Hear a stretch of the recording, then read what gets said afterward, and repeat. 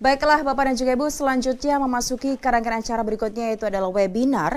Dan kali ini akan langsung dibawakan oleh Bapak Profesor Agus W. Suhadi PhD. Dan beliau merupakan Vice Rector 1 Universitas Prasetya Mulia.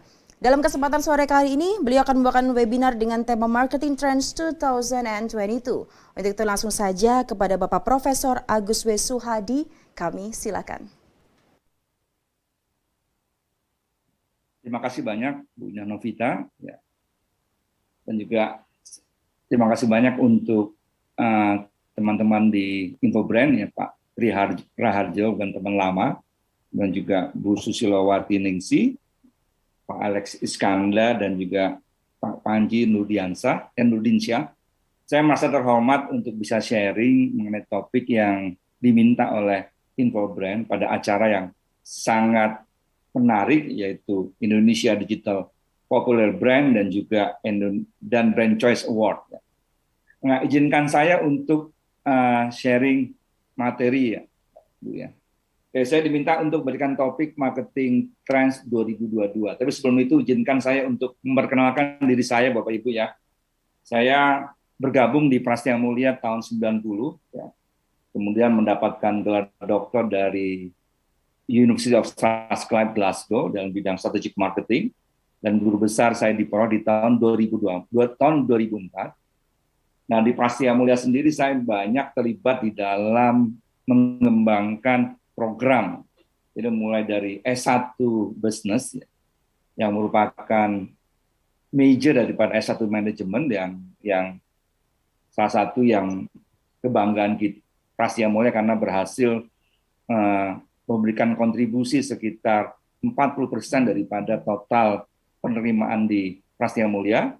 Kita juga ada S1 Branding, kemudian kita ada S1 Event, dan terakhir kita juga mengembangkan S1 Manajemen dan S3 Manajemen dan Kewirausahaan. Dan juga untuk mencikapi perkembangan digital, kita juga meluncurkan S2 dalam konsentrasi Applied Business Analytics. Jadi itu ada beberapa hal yang keterlibatan saya di dalam pengembangan program di Prasetya Mulia. Samping itu juga saya juga sebagai juri di beberapa acara kompetisi, ya. Nah, itu sekilas mengenai saya. Kemudian yang menarik, kalau tadi dijelaskan oleh baik Bu Susi maupun Pak Panji, adalah perkembangan daripada digital. Nah, ini kan menarik. Jadi perkembangan digital tentu berdampak terhadap konektivitas antar konsumen. Ketika konektivitas antar konsumen terjadi, maka bisnis makin kompleks, kan. Ketika kita diajarkan ketika kita di marketing, ada disiplin di kita, yaitu disiplin bagaimana kita offering value proposisi yang superior di target market kita. Sekarang menjadi pertanyaan berikutnya, apakah segmen kita statis atau dynamic? Kalau dynamic, terus bagaimana, apa yang perlu kita lakukan sebagai seorang pemasar? Jadi ada beberapa pertanyaan-pertanyaan yang cukup menarik. Berikutnya, ketika industri semakin kompleks, apakah kita punya kemampuan untuk memberikan value proposisi yang superior dibanding kompetitors? Jadi banyak pertanyaan-pertanyaan cukup menarik. Jadi kalau kita lihat beberapa perusahaan, misalnya di retail business, ada yang tidak bisa beradaptasi dengan industri, misalnya, dengan perubahan industri yang ada, terpaksa ditutup. Ada perusahaan-perusahaan yang begitu dominan di market, tiba-tiba mendapat tantangan dari perusahaan digital sebagai contoh, yang berbasis platform, yang mempengaruhi keunggulan kompetitif yang selama ini dirasakan oleh dia. Mulai tergerus dengan pendatang baru. Jadi ada beberapa pertanyaan cukup menarik. Tapi lepas dari itu semua, tiba-tiba datang pandemi COVID-19, kan. Yang tadi digital transformasi itu yang kita perkirakan masih cukup lama, dengan terjadinya pandemi COVID-19, proses digital transformasi menjadi dipercepat. Nah, ini kan menarik, ya. Ada satu penelitian yang cukup menarik yang dikaji oleh McKinsey. Jadi pengaruh pandemi dan digital transformasi berpengaruh terhadap perilaku dari konsumen. Dan kita percaya di marketing, ketika perilaku konsumen itu berubah, tentu strategi yang kita kembangkan sebaiknya juga menyesuaikan dengan perubahan perilaku dari konsumen. Nah, sebagai contoh misalnya dari report yang McKinsey tahun 2020 ada beberapa perubahan yang signifikan. Ketika kita bicara di pekerjaan, yang tadi kita kerja di kantor, tiba-tiba kita kerja di rumah misalnya. Pembelajaran kita juga merasakan sebagai pengelola perguruan tinggi, bukan tidak teman-teman daripada APMI, itu Asosiasi Pengelola Indonesia, yang sebagai mitra daripada acara ini. Jadi tiba-tiba kita juga melakukan perubahan yang tadinya face to face, kemudian menjadi online. Tentu ini berpengaruh ketika kita akan melaksanakan PTN kembali, ya. Expertise yang selama ini kita kembangkan ketika kita mendevelop pembelajaran secara online, tentu tidak akan kita hilangkan.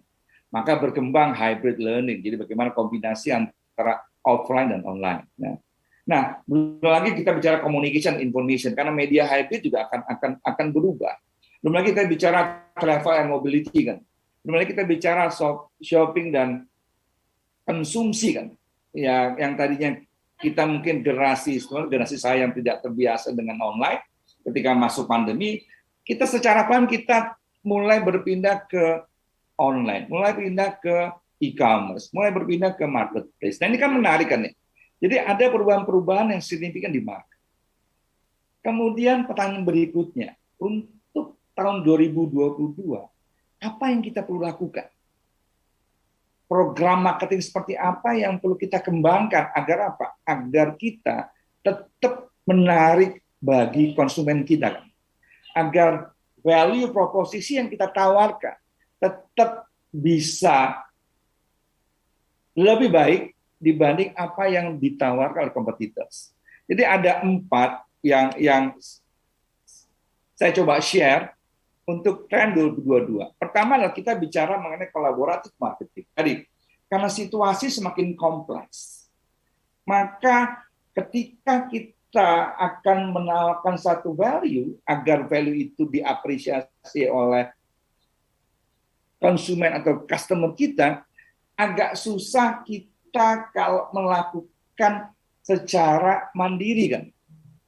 Kenapa nggak kita gunakan other resources kan untuk create value?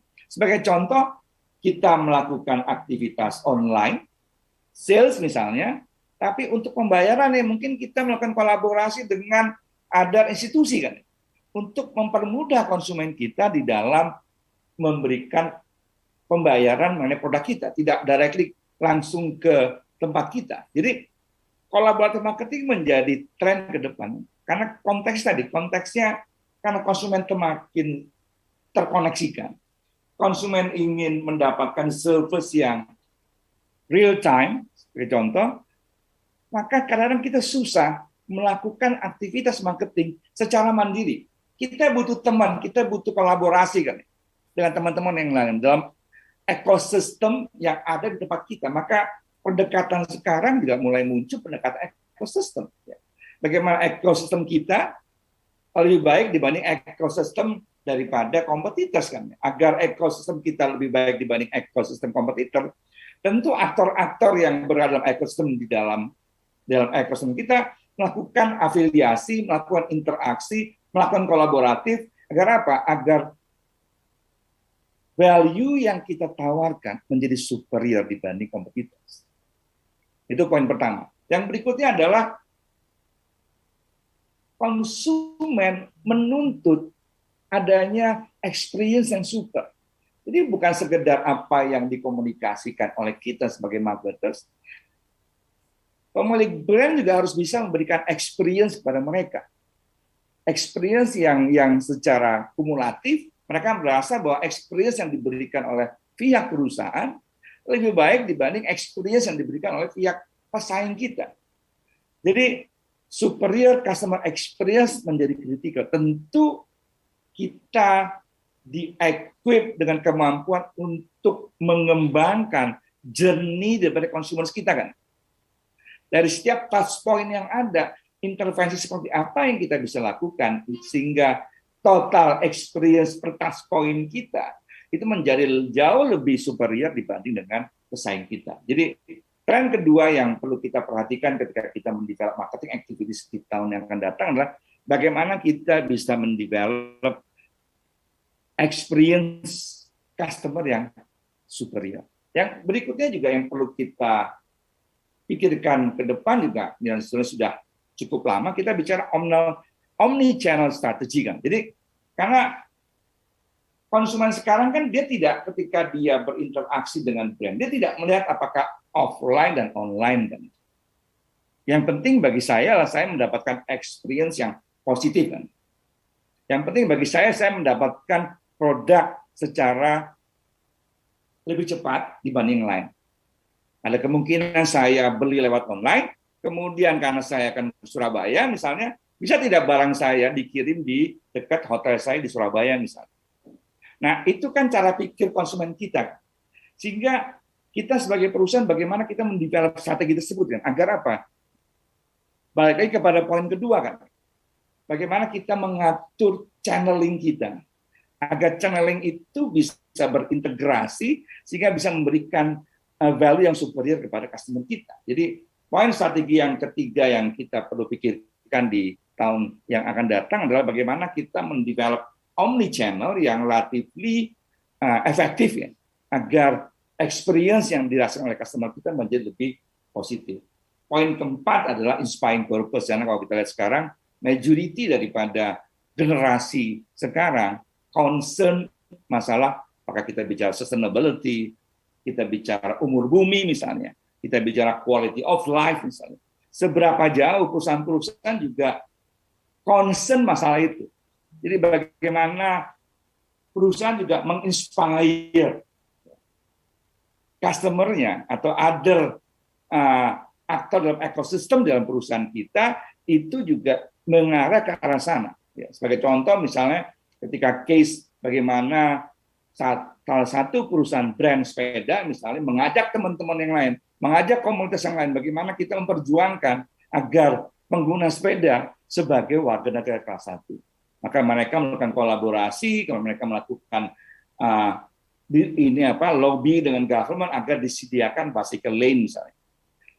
Nah, tentu perusahaan-perusahaan yang concern dengan ini itu dipersepsikan positif oleh para customer-nya.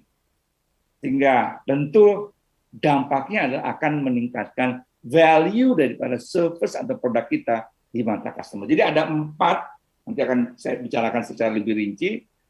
Marketing Plan 2022 kita bicara pertama collaborative marketing, superior customer experience, omni-channel strategy, dan inspiring purpose. Ya. Jadi ketika kita bicara collaborative marketing, ya, tentu kita bisa lakukan co-funding, co-ideation, co-creation, co-distribution, co-marketing, co-selling, dan co-review. Jadi kita coba gambarkan aktor-aktor yang terlibat dalam ekosistem kita. Bagaimana kita bisa melakukan activities dengan para aktor tersebut, sehingga kita bisa meng-create value yang lebih baik dibanding competitors. Apakah kita bicara interaksi aktor dalam ekosistem kita menghasilkan co-creation atau menghasilkan co-distribution, ya. Dalam konteks kita tidak perlu mengirim barang kita sampai ke tujuan, mungkin kita melakukan kolaborasi dengan logistik company agar barang yang dimiliki oleh kita bisa sampai ke tujuan misalnya, atau kita melakukan co-selling dan sebagainya. Jadi ini yang mungkin perlu kita pikirkan ya, dalam ekosistem yang Bapak Ibu develop, ada aktor-aktornya, kemudian bagaimana interaksi antar aktor, kolaboratif aktivitas seperti apa yang kita bisa kembangkan, sehingga total value yang kita tawarkan kepada customer kita menjadi lebih baik dibanding kompetitor. Ini sebagai contoh, misalnya ketika Nike melakukan co-design products dengan consumer-nya, jadi cukup menarik ya bagaimana dia melakukan kolaborasi dengan konsumen untuk mendesain produk. Ya. Untuk case di kita, misalnya sebagai contoh, ada produk yang hybrid misalnya, sepeda hybrid ya, jadi gabungan antara sepeda road bike dan mountain bike ya, menjadi sepeda hybrid yang didevelop antara pihak Polygon dengan komunitasnya. Nah ini kan bagaimana antara consumers ya, dengan produsen bisa melakukan co-design the products. Karena kan kalau kita bicara sekarang tadi, karena informasi begitu tersebar, begitu banyak, expertise produsen yang tadi ada didominasi oleh produsen, namanya juga produsen, to produce something, konsumen to consume something, tapi dengan perkembangan teknologi digital menyebabkan konsumen juga punya capacity produce something. Nah, expertise konsumen di dalam memproduksi sesuatu, kenapa enggak perusahaan melibatkan mereka di dalam, sebagai contoh kasus Nike atau kasus sepeda, bersama-sama melakukan co-design the product. Jadi konsumen menganggap bahwa produk yang dihasilkan dari ketika mereka berkolaborasi tidak hanya dari produsen, itu juga ada kontribusi konsumen, ada kebanggaan. Desain tersebut itu juga bagian daripada apa yang saya develop bersama dengan perusahaan. Jadi ada co-design products ya. Kemudian berikutnya adalah juga contohnya bagaimana komunitas punya kemampuan juga untuk mendevelop kendaraan. Nah, ini adalah beberapa contoh pentingnya kita melakukan kolaborasi. Yang kedua, kita bicara mengenai tadi sudah saya jelaskan di awal, kita bicara mengenai superior customer experience. Jadi sebagai pemilik brand di mata konsumen tidak hanya apa yang you nyatakan, tapi apa yang saya rasakan ketika saya berinteraksi dengan Anda. Itu lebih penting. Mulai ketika mereka buka website-nya kita, kemudian mereka berinteraksi dengan orang-orang kita, kemudian mereka melakukan pembelian, kemudian mereka berikutnya melakukan pembayaran misalnya. Seberapa jauh kita bisa mendevelop satu experience yang positif. Maka penting sekali adalah ketika kita bicara superior customer experience, kita bicara journey-nya mereka, kita bicara touch point-nya mereka, intervensi seperti apa yang kita bisa lakukan kepada journey-nya customer, sehingga mereka menghasilkan sesuatu yang positif.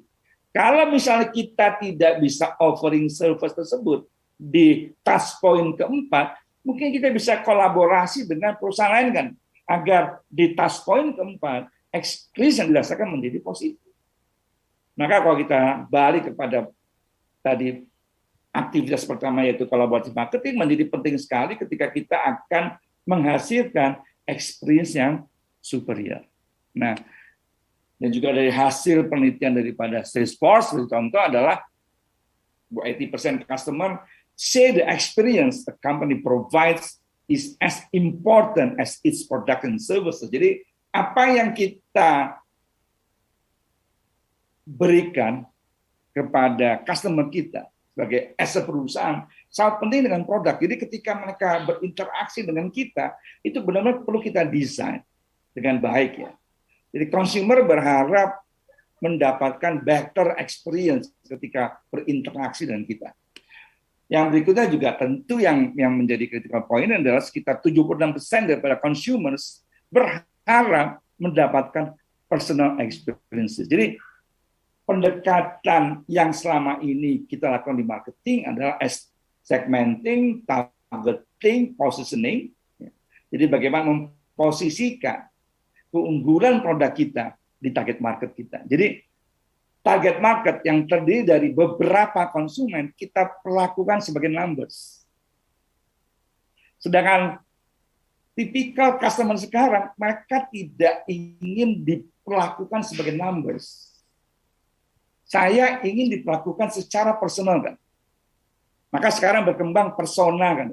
Jadi bagaimana kita bisa mendevelop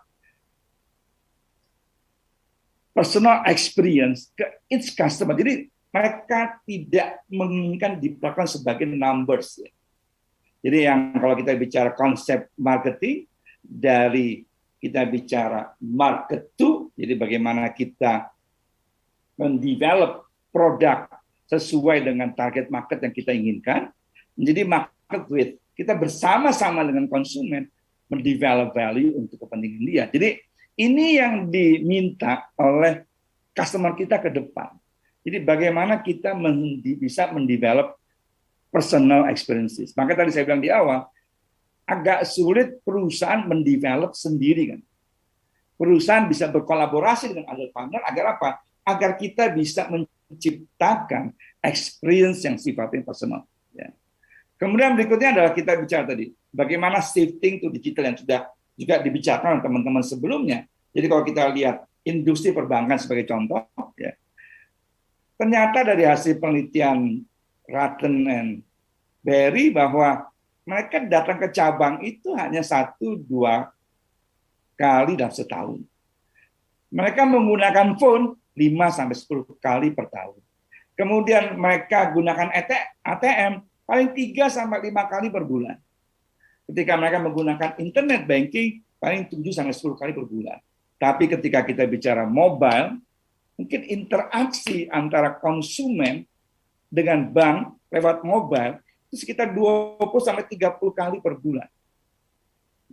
Sehingga tentu bagaimana kita mendevelop satu sistem yang ketika konsumen kita berinteraksi dengan kita melalui mobile, bagaimana mereka mendapatkan pengalaman positif kan? Bagaimana beberapa hambatan ketika mereka berinteraksi dengan kita coba reduksi kan? Sehingga ketika mereka berinteraksi dengan perusahaan atau produk kita menggunakan mobile, ada pengalaman yang positif. Nah ini yang juga mungkin perlu dipikirkan kita ketika kita mendevelop aktivitas marketing ke depan. Ini contoh juga bagaimana Uber sebagai contoh ya, ketika dia mencoba remove ya, atau merilis pain points dia, jadi coba dari journey-nya dia, mulai dari dia akan memesan kendaraan sampai dia bayar. Hurdle-nya apa? Pain points-nya apa? Apa yang kita bisa lakukan untuk rilis pain points dia kan? Jadi setelah kita buat journey, customer masing-masing touch point, kita pain points-nya apa? Gain apa yang kita bisa berikan kepada mereka sehingga total kumulatif daripada tadi sigma daripada touch point, bagaimana kita rilis pain points-nya, bagaimana kita tingkatkan gain yang diperoleh customer sehingga total nilai daripada produk kita menjadi lebih positif dibanding kompetitor ya. Dan tadi kita bicara kolaboratif, jadi tidak semuanya menggunakan apa yang kita develop. Kita bisa menggunakan berbagai macam aplikasi yang ada di market kan. Bagaimana kita melakukan interface-nya agar apa? Agar aplikasi yang ada di market itu bisa berguna bagi kita. Sebagai contoh Uber misalnya untuk driver navigation, nggak perlu dia yang develop kan. Cukup menggunakan apa yang ada di Google Maps sebagai contoh. Payment system-nya misalnya tidak perlu Uber yang develop, bisa gunakan other system, payment system yang ada di market. Jadi ini yang mungkin perlu kita pikirkan ke depan. Jadi tidak harus semua dilakukan oleh kita. Untuk mendapatkan experience yang superior, kita perlu berkolaborasi dengan yang lain. Atau kita perlu bisa menggunakan ada aplikasi atau ada sistem untuk agar kita bisa mengembangkan pengalaman yang superior customer. Nah, jadi solve problems dan leverage platforms. Nah ini esensi daripada ketika kita mendevelop customer experience yang superior. Tugas kita bagaimana kita mengorchestrate journey dari customer kita menggunakan digital platform yang ada di market. Ya. Atau yang kita juga kembangkan sendirian. Jadi itu yang mungkin kita kembangkan ketika kita bicara superior customer experience. Berikutnya ketika tadi kita bicara poin ketiga, kita bicara omni channel customer journey. Jadi bagi customer adalah whatever channel yang digunakan oleh kita, kalau bisa semuanya bisa berinteraksi dalam mobile phone dia, sehingga itu yang menjadi menarik. Jadi ketika kita bicara, contohnya misalnya, selama ini ketika kita bicara supply chain itu vertical supply chain, ya mulai dari raw materials vendor, kemudian ke manufacturer, diproduksi, barang jadi, sampai ke distributor, sampai ke retail kita. Satu vertical supply chain. Nah, menarik ketika kita bicara omnichannel, yang berkembang adalah horizontal supply chain. Jadi bagaimana integrasi antar supply chain dari perusahaan berbeda. Nah, sejauh kalau sistem kita tidak bisa mendevelop horizontal supply chain, maka akan ada friksi kan. Sebagai contoh misalnya ketika kita pesannya lewat Tokped misalnya, mungkin agak susah ketika ambilnya sebagai contoh misalnya di minimarket Alfamart misalnya.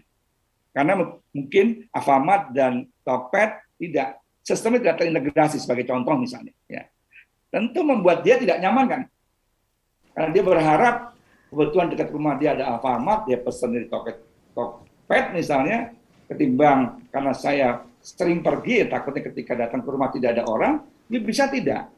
Barang yang saya pesan itu ditaruh di Alfamart dekat rumah saya. Oke, thank you. Nah, berikutnya adalah ketika kita bicara omnichannel strategy, pertama kita bicara journey. Ya. Ketika customer kita ada discover and consider, kemudian purchase and enjoy, engage and advocate. Kemudian ada commerce, personalization, dan ecosystem. Jadi masing-masing kotak, strategi seperti apa yang perlu kita develop. Sebagai contoh, misalnya ketika kita bicara discover and consider terkait dengan cross-channel experiences, bagaimana produk kita itu eksis di channel yang berbeda kan. Ketika dia consider, dia bisa lihat kan, bahwa produk kita ada di beberapa channel yang berbeda kan. Nah, ini ada beberapa hal yang kita bisa gunakan ketika kita develop omni-channel strategi, tergantung journey-nya konsumen, dan juga tergantung apakah kita di commerce, personalization, maupun ecosystem. Nah, ini kita bicara omni-channel strategi. Dan terakhir, kita bicara mengenai inspiring purpose kan. Nah, ini tadi yang saya bicarakan di awal. Karena dari data yang ada bahwa purpose-driven brands misalnya, performance-nya 2 kali dibanding competitors. Nah, ini beberapa contoh daripada purpose statement yang dibuat oleh Tesla sebagai contoh, to accelerate the world's transition to sustainable energy misalnya. Nah, ini yang coba diperjuangkan. Jadi bukan sekedar menjual mobil listrik, ada yang dia perjuangkan dengan bersama-sama dengan consumer, bagaimana dunia itu bertransisi mengurangi penggunaan fossil fuel misalnya kepada energi terbarukan. Nah, ini yang coba diperjuangkan oleh Tesla, dan itu dianggap positif, signifikan di mata target marketnya. Ini contoh berikutnya dari Body Shop kan ya, enrich not exploit. Nah, ini yang coba diperjuangkan oleh dia sebagai purpose daripada Body Shop. Ini contoh daripada Apple. Ini bagaimana Apple ini mendevelop suatu equipment yang bisa memajukan humankind kan. Nah, ini yang coba diperjuangkan dalam model yang dia develop, terutama kalau kita lihat iklan Steve Jobs ya, yang being different, itu terasa sekali ya apa yang coba diperjuangkan oleh pihak Apple. Dan terakhir kita bicara Nike kan. Sejauh you punya tubuh ya, you bisa menjadi atlet. The rest kita yang bantu menjadi seorang atlet yang terbaik. Sekian dari saya. Terima kasih banyak ya atas kesempatan diberikan kepada saya untuk sharing terkait dengan marketing 2022. Terima kasih. Baik, sekali lagi kami ucapkan terima kasih banyak kepada Bapak Profesor Agus W. Suhadi, Vice Rektor 1 Universitas Prasetya Mulia. Sungguh menarik sekali tadi yang sudah disampaikan dalam sesi presentasi di webinar, itu bagaimana kita untuk mempersiapkan diri dari segi marketing apalagi di tahun 2022. Dan semoga tadi apa yang telah disampaikan Profesor dapat bermanfaat dan kita dapat mengambil ilmunya, khususnya untuk seluruh achiever pada sore hari ini.